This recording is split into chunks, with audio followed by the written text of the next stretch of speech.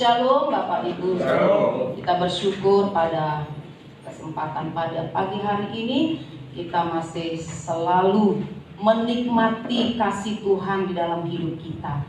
Dapat selalu menikmati kebaikan-kebaikan Tuhan, mengalami mujizat dan kuasa Tuhan dalam hidup kita. Sekecil apapun yang kita rasakan, yang kita nikmati, yang kita alami, mari kita bawa dengan segala ucapan syukur pada pagi hari ini. Saya mengajak Bapak Ibu, kita akan belajar firman Tuhan pada pagi hari ini. Saya masih dengan tema kita, yaitu gereja yang bertumbuh, berbuah, dan berdampak. Bertumbuh, bertambah, dan berdampak, ya. Kita akan membaca firman Tuhan dari Kolose pasal 2. Kolose pasal 2 ayat yang ke-7, tetapi saya akan mengajak Bapak Ibu mulai dari ayat yang ke-6. Kolose pasal 7 ayatnya yang ke-6 dan Kolose pasal 2 ayatnya yang ke-6 dan ayatnya yang ke-7. Kolose pasal 2 ayatnya yang ke-6 dan ayatnya yang ke-7. Kalau Bapak Ibu sudah mendapatkannya, kita akan baca bersama-sama. 1, 2, 3. Kamu telah menerima Kristus Yesus Tuhan kita. Karena itu hendaklah hidupmu tetap di dalam Dia. Hendaklah kamu berakar di dalam Dia dan dibangun di atas Dia. Hendaklah kamu bertambah teguh dalam iman yang telah diajarkan kepadamu, dan hendaklah hatimu melimpah dengan syukur. Puji nama Tuhan. Bapak Ibu yang dikasihi Tuhan, saya akan mengajak Bapak Ibu untuk mengingat kembali, ya, mengoreksi kembali apakah kita sebagai orang Kristen, ya, dikatakan sebagai orang Kristen yang kita setiap hari berdoa, beribadah, membaca firman Tuhan, ya, itu sangat baik dan luar biasa. Tetapi di sini kita mau melihat kembali sebagaimana Paulus menegaskan kepada kita di dalam ayatnya yang ke-6. Di situ Paulus menegaskan kepada setiap orang Kristen, ya, yang sudah menerima Kristus sebagai Tuhan dan Juru Selamat. Orang yang benar-benar sudah menerima Yesus sebagai Tuhan dan Juru Selamat, maka ia wajib harus membangun kesempurnaan hidup sebagaimana Kristus hidup, ya. Karena Bapak Ibu yang dikasihi Tuhan, pertumbuhan rohani yang sejati, pertumbuhan rohani yang sesungguhnya itu dimulai saat seseorang menerima Yesus sebagai Tuhan dan Juru Selamat, ya. Dimulai saat seseorang menerima Yesus sebagai Tuhan dan Juru Selamat. Bapak Ibu yang dikasihi oleh Tuhan, Rasul Paulus katakan, karena itu haruslah kita hidup tetap di dalam Dia, ya. Hidup tetap di dalam Kristus. Maksudnya kita tidak berpindah, kita tidak berubah, tidak goyah. Kita tetap konsisten dengan segala konsekuensi kita sebagai orang-orang yang percaya kepada Kristus. Sebagai orang-orang yang percaya kepada Kristus. Jadi saya membedakan orang-orang Kristen dengan orang-orang yang telah percaya kepada Kristus. Bisa saja kita menjadi orang Kristen karena kita keturunan lahir orang tua nenek moyang kita Kristen. Tetapi saya mau katakan bahwa kita harus tetap konsisten sebagai orang-orang yang telah percaya kepada Kristus, ya. Kita harus bertumbuh, berbuah. Bahkan Bapak Ibu, di dalam setiap tindakan kita, di dalam setiap perkataan dan sikap hidup kita harus sesuai dengan ajaran dan teladan Kristus. Sesuai dengan ajaran dan teladan Kristus, bukan hal beragama. Bapak Ibu, kalau kita hanya hidup beragama sebagai orang Kristen, kita hanya melakukan tradisi-tradisi orang Kristen. Hari Minggu kita hanya datang beribadah, kita bawa Alkitab, kita menyanyi. Itu tradisi beragama, hanya sebuah identitas keagamaan. Tetapi yang Yesus mau supaya kita benar-benar hidup di dalam ajaran firman Tuhan. Ini yang Tuhan kehendaki bagi kita. Bapak Ibu yang dikasihi oleh Tuhan, selanjutnya Paulus katakan di dalam ayatnya yang ke-7 bagian A, hendaklah kamu berakar di dalam Dia. Mengapa Paulus menghendaki supaya orang percaya berakar? Contohnya Bapak Ibu, kalau pohon tidak berakar, pohon itu tidak akan tumbuh, bahkan pohon itu akan mati. Karena fungsi akar ini sangat penting bagi pohon, Bapak Ibu. Akar itu berguna untuk menyokong dan memperkokoh berdirinya tumbuhan di tempat hidupnya. Ya, ini fungsinya akar. Akar berguna untuk menyerap air dan garam-garam mineral dari dalam tubuh, dari dalam tanah. Ini fungsi dari akar. Kemudian guna akar juga mengangkut air dan zat-zat makanan yang sudah diserap pada tubuh tumbuhan yang memerlukannya. Jadi fungsi akar itu sangat-sangat berguna bagi sebuah pohon. Jadi Bapak Ibu, kekuatan sebuah pohon itu tidak ditentukan dari keindahannya, melainkan karena pohon itu ditunjang oleh akar yang kuat, maka pohon itu akan dapat bertahan, dia tidak mudah tumbang, dan dia akan tetap berdiri dengan kokoh. Ini gunanya akar. Ya, dari pembelajaran ini Paulus juga menghendaki supaya kita sebagai orang-orang yang percaya kepada Kristus, kita harus berakar di dalam Dia, berakar di dalam Yesus. Ya. Jadi Bapak Ibu, di dalam kehidupan kekristenan kita, jadi kekristenan yang berkualitas itu tidak dinilai dari berapa lamanya, Bapak Ibu. Kualitas kekristenan itu tidak diukur dari berapa lamanya kita menjadi orang Kristen.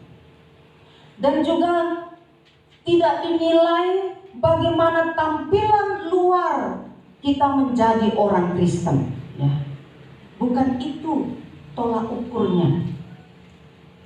Tetapi Bapak Ibu yang dikasihi oleh Tuhan, yang terpenting adalah Bapak Ibu, bagaimana kita sebagai orang-orang yang telah menerima Yesus sebagai Tuhan dan Juru Selamat kita, apakah kita sudah bertumbuh dan kita sudah berakar di dalam Yesus? Ini yang terpenting, sebagaimana yang Paulus kehendaki. Sebagaimana juga Sinode Gereja Kemah Injil yang telah menetapkan tema ini untuk jemaat-jemaat lokal, ya. Jemaat-jemaat Gereja Kemah Injil, untuk orang-orang yang telah percaya kepada Tuhan. Apakah kita sudah bertumbuh dan kita sudah berakar di dalam Yesus? Bapak Ibu yang dikasihi Tuhan, mari kita selidiki diri kita masing-masing. Ya. Saya sampai saat ini juga masih terus belajar untuk mengenal pribadi Yesus itu, ya, mengenal bagaimana sesungguhnya Yesus di dalam kehidupan saya. Masih belajar sampai hari ini. Tuhan Yesus juga sangat merindukan umatnya untuk bertumbuh semakin kuat. Bagaimana kita harus bertumbuh semakin kuat, Bapak Ibu? Melalui pengenalan kita akan pribadinya. Dari mana kita mengenal pribadi Yesus? Dari firman-Nya. Itu sebabnya ditegaskan kepada kita setiap hari membaca firman Tuhan, supaya kita semakin mengenal pribadi Yesus di dalam hidup kita. Kalau kita hanya mendengar firman Tuhan pada hari Minggu saja, ya mungkin itu belum cukup, ya. Kita masih haus, masih rindu akan firman Tuhan lebih di dalam hidup kita. Jadi Bapak Ibu yang dikasihi oleh Tuhan, bukan saja Yesus merindukan umatnya untuk bertumbuh semakin kuat, bahkan semakin menjadi dewasa di dalam Dia. Semakin menjadi dewasa di dalam Dia. Jadi semakin kita mengenal Tuhan, semakin kita cinta, semakin kita mengasihi Tuhan di dalam hidup kita. Amin Bapak Ibu. Amin. Puji nama Tuhan. Mari kita belajar terus, ya, supaya kita semakin mengenal Dia dan kita semakin berakar di dalam Dia. Oleh karena itu Bapak Ibu yang dikasihi oleh Tuhan, kita harus berusaha supaya kita terus berakar di dalam Kristus, ya, agar kehidupan iman kita juga tidak mudah goyah, bahkan menjadi kuat di dalam segala situasi apapun yang kita hadapi. Di masa pandemi ini Bapak Ibu, ada banyak ujian, ada banyak persoalan, ada banyak masalah, ya. Kita banyak mengalami kekurangan. Ya, benar firman Tuhan bahwa di dunia ini semua manusia mengeluh. Ya, mungkin ini waktunya Bapak Ibu. Banyak orang mengeluh. Orang kaya, orang yang berada masih mengeluh. Bagaimana juga orang yang tidak berada sama sekali. Bapak Ibu yang dikasihi oleh Tuhan, di dalam situasi ini kita benar-benar harus menjalani kehidupan sebagai satu ujian di dalam hidup kita. Apakah di dalam situasi ini kita akan semakin dekat dengan Tuhan? Kita akan semakin mengenal Allah kita? Atau kita semakin jauh? Mengapa kita semakin jauh? Karena kita mulai lemah. Kita mulai putus asa dengan keadaan kita. Bapak Ibu, semakin banyak kita mengeluh, semakin banyak kita mengomel, semakin banyak kita menggerutu, itu akan membawa kita semakin jauh dengan Tuhan. Tetapi kalau kita selalu belajar bersyukur dengan segala keadaan, maka kita akan senantiasa dikuatkan oleh Tuhan. Kita bersyukur Bapak Ibu, masih ada firman Tuhan yang menjadi janji, menjadi jaminan, menjadi pengharapan di dalam kehidupan kita untuk terus memandang kepada Allah kita. Jadi untuk dapat berakar di dalam Kristus, Bapak Ibu yang dikasihi oleh Tuhan, maka hidup kita juga harus dibangun di atas Dia. Ayat yang ke-7b, ya. Harus dibangun di atas Dia. Jadi ini maksudnya Bapak Ibu, membawa setiap aspek kehidupan kita agar berpusat pada Kristus, bukan kepada diri kita sendiri. Kalau kita sudah mulai membangun kehidupan kita di dalam Dia, berarti pusat hidup kita adalah Kristus. Tujuan kita adalah Kristus. Mengarahkan seluruh hidup kita kepada Kristus, bukan kepada diri kita sendiri.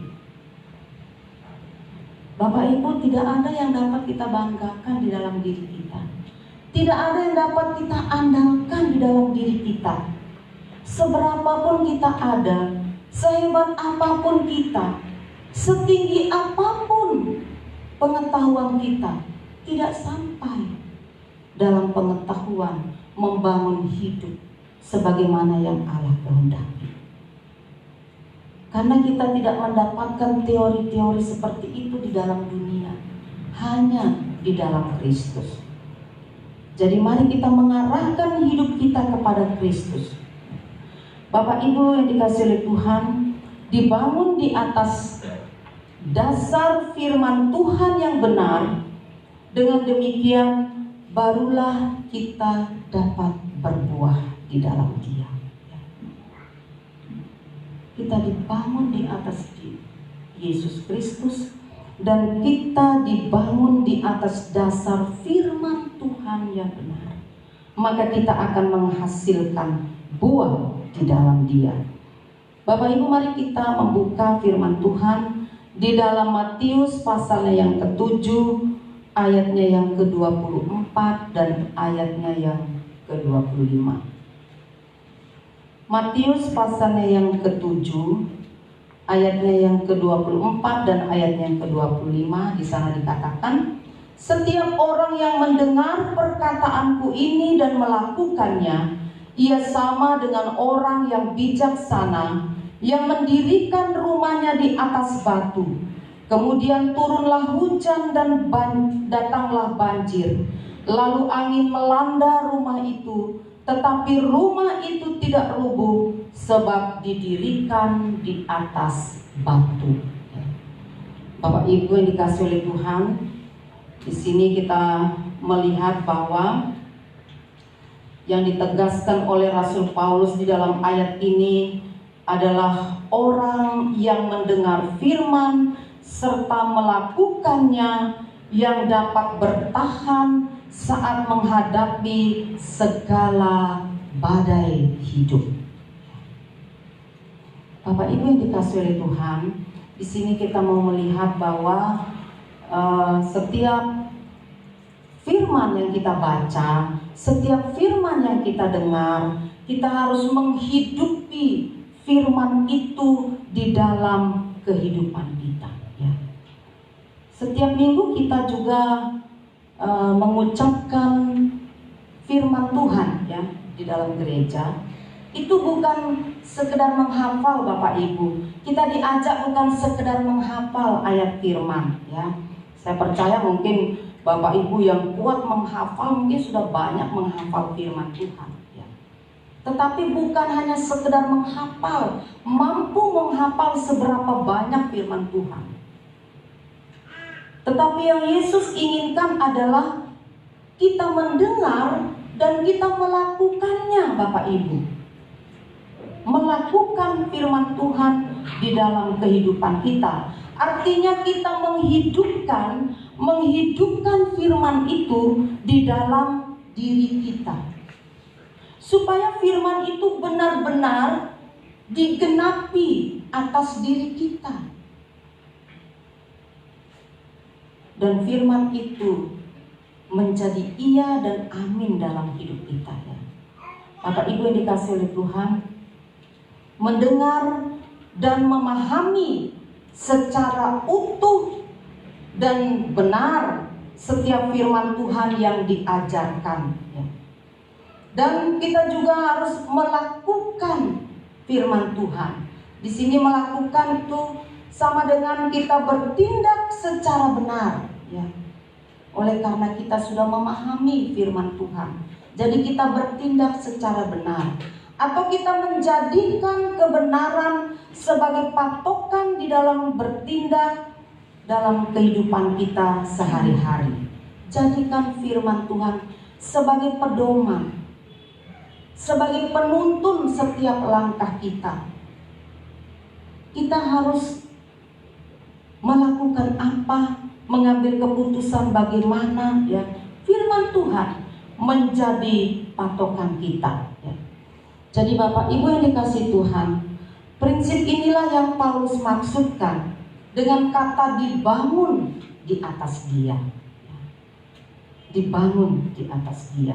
Sama dengan orang yang membangun rumah, Bapak Ibu, ya. Kalau membangun rumah tidak mungkin kita menggunakan dasarnya pasir, tetapi pasti kita menggunakan dasarnya itu batu. Ini juga menjadi tradisi bagi orang-orang, ya, yang ada di Yerusalem pada waktu itu, ya. Mereka membangun dengan atas dasar batu supaya kuat, ya. Ketika ada badai, ketika ada gelombang, itu rumahnya tidak roboh.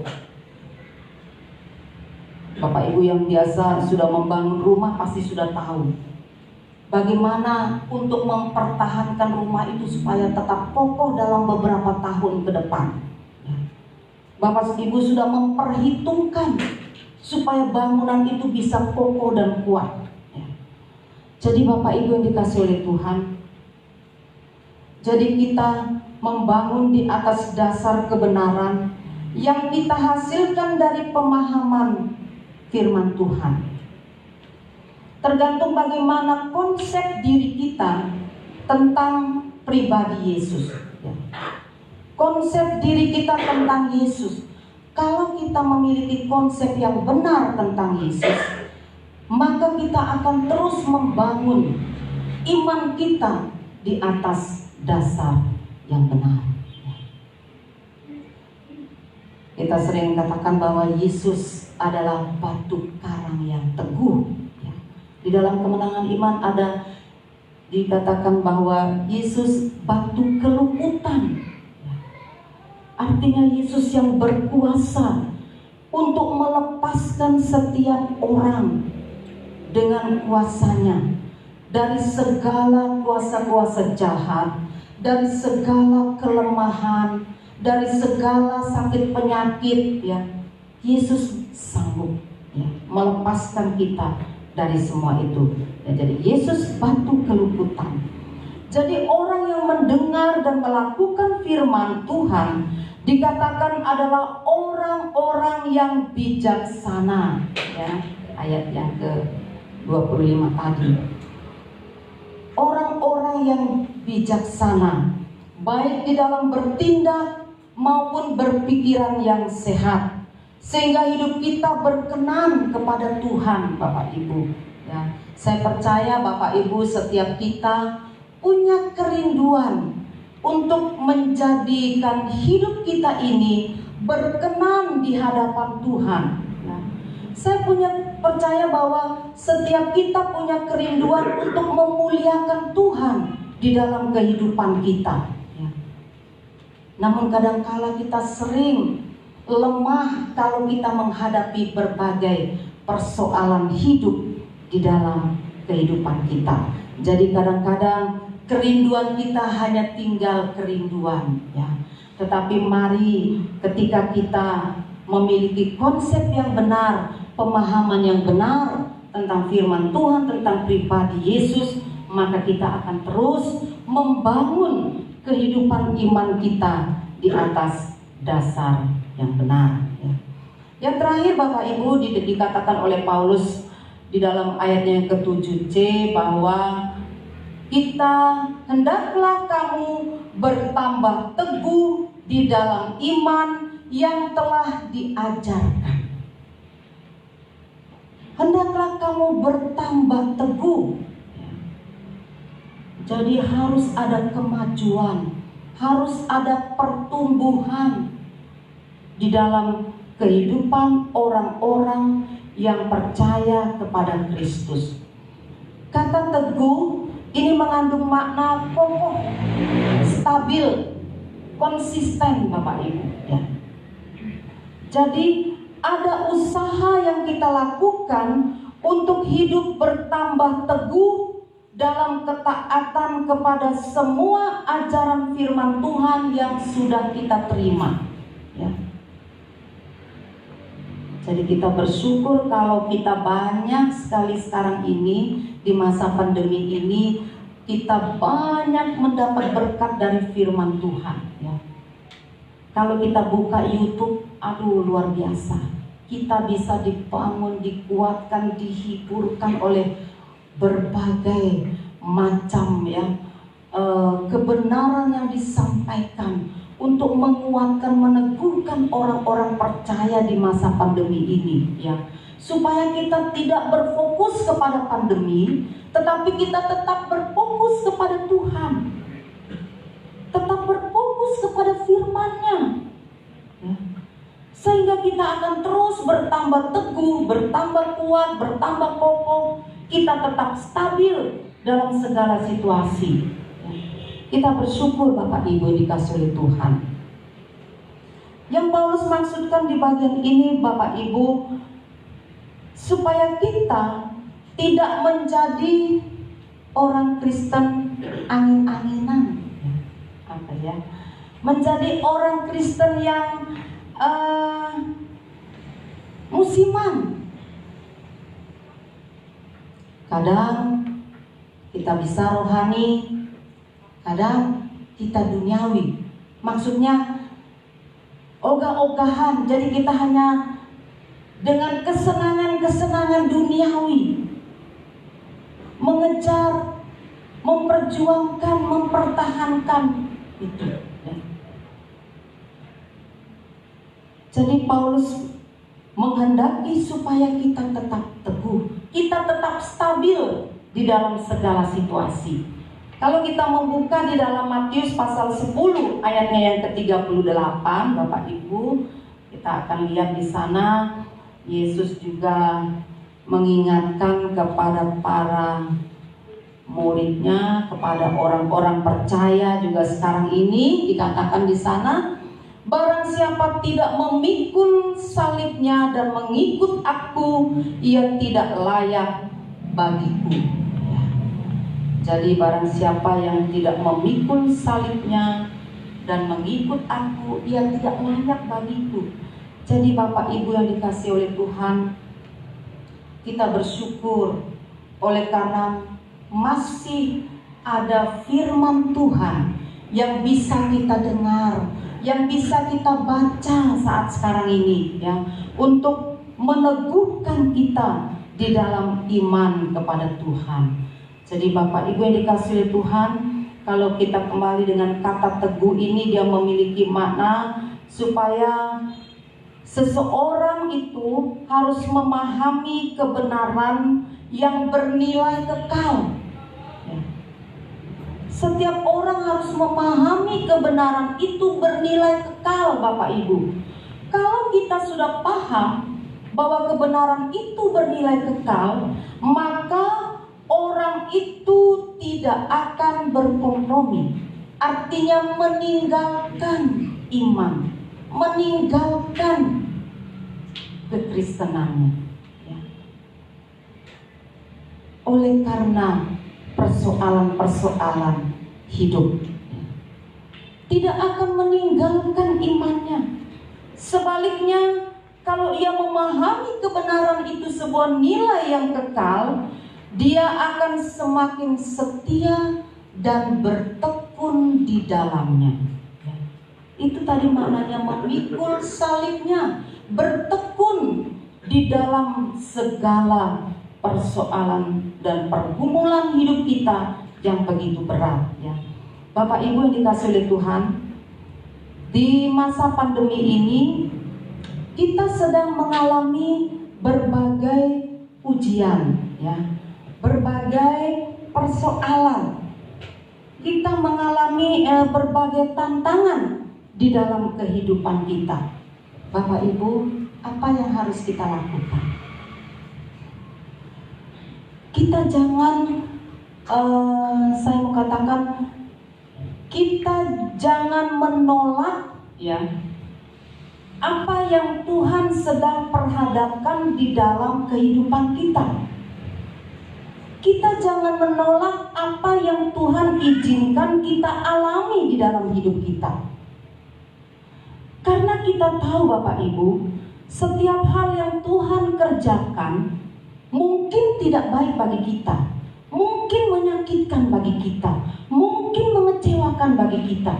Tetapi justru di dalam setiap ujian yang paling berat sekalipun Bapak Ibu, di dalamnya bekerja kuasa Tuhan, dan kita akan melihat mujizat Allah terjadi atas hidup kita.